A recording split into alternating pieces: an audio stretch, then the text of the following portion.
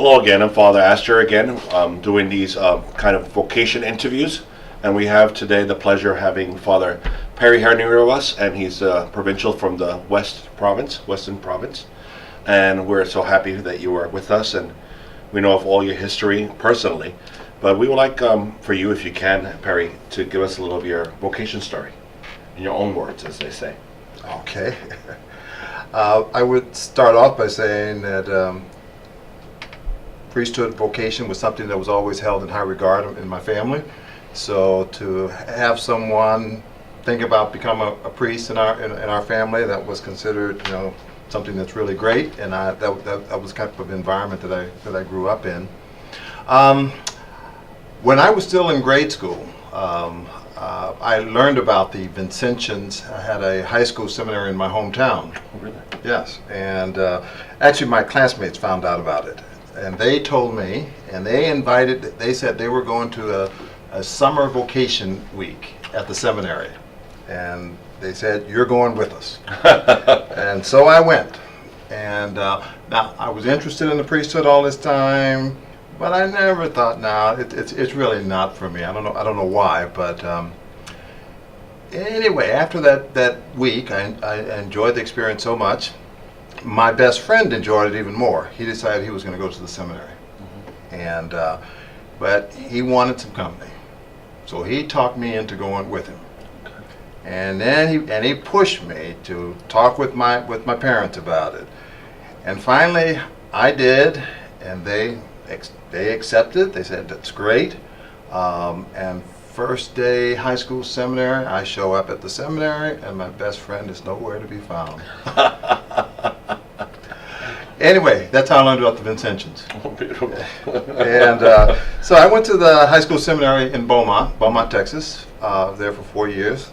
Learned more about St. Vincent, what it means to be a Vincentian priest. Went through our college, the novitiate college theology program. Had opportunities to not only learning about the faith, but also had opportunities to do ministry, reflect on those ministries in light of our Vincentian charism.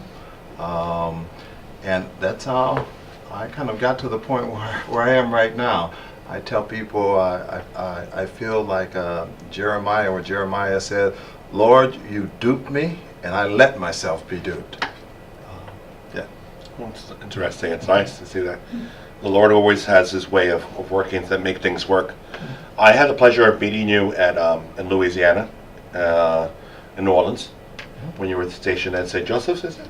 Yeah, I was pastor at St. Joseph's. And of course, that's really different of what you're doing now, your ministry now as a provincial. But sometimes we don't really not realize the pressure or the responsibility. Especially the Western Province, has come together pretty recently. What would you tell us in the sense of your experience now? In the sense of your mission or your desire to serve at this moment. That through this ministry, which is not easy. Okay. Well, the Vincentians, like the church itself, is going through some challenging times, and the challenges for us is we're looking at fewer numbers of Vincentians than we've had in the past.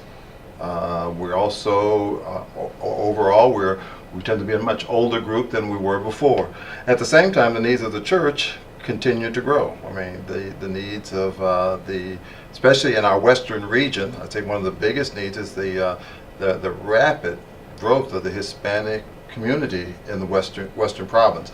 Our province goes from Illinois and Louisiana, everything out west to California. And as you know, that's a kind of the church, the Hispanic presence in the church there is growing rapidly, both in the cities and the rural areas. I see that as the kind of one of the big challenges for us as a province. We just merged, 3 of our provinces came together and formed this new Western province. One of the things that I see for us as a province is to begin looking at, collectively looking at what is the reality before us. How do we want to be involved in evangelizing in this Western province?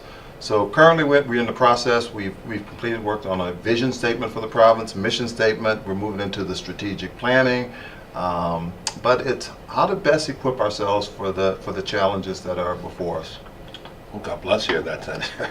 I know it's not easy, but it's a blessed experience. Perry, you know, we have, as you said, fewer numbers in formation, but we do have people in formation, whether it be our Vincentian brothers or even the sisters. What message would you like to leave them to this day? First of all, what I find in young people is that the Vincentian charism is so very alive.